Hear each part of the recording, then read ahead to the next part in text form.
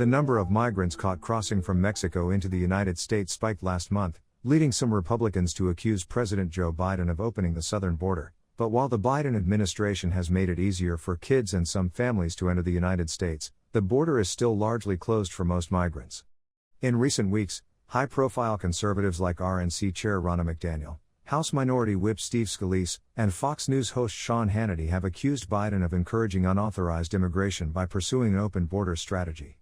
In reality, over 70% of people caught crossing into the United States last month, and almost 90% of single adults, were expelled to the other side of the border almost immediately after their arrests, a policy former President Trump initiated last year to prevent COVID-19 from spreading, meaning the border is still sealed off for many people.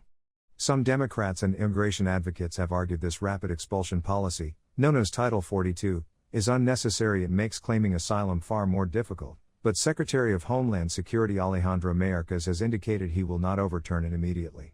However, crossing the border has become more accessible for some groups. Most notably, Biden ended a Trump-era practice of expelling kids who cross the border alone, instead housing them in Border Patrol stations and government-run shelters. Biden has also allowed thousands of families caught crossing the border to stay in the country on a case-by-case basis, often releasing them into the United States on parole until their day in immigration court, though authorities still expelled many families. Plus, the administration is gradually admitting thousands of asylum seekers who were told to wait in Mexico for their court dates under a controversial Trump-era policy, a process unrelated to last month's spike in illegal crossings. 100,441. That's how many arrests U.S. Customs and Border Protection made on the southern border last month, a 28% jump from January and the highest figure since June of 2019.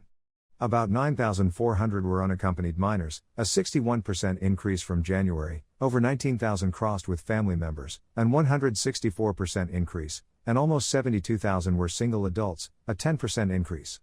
Those figures include people who tried to cross multiple times in the same month, so the actual number of migrants trying to enter the country is likely lower.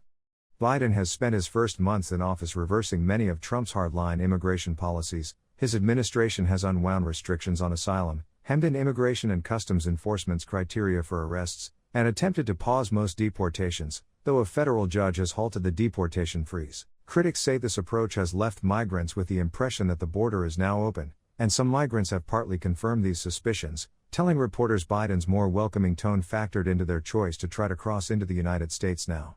Meanwhile, the administration argues this surge in migration has more to do with poverty and violence in migrants' home countries.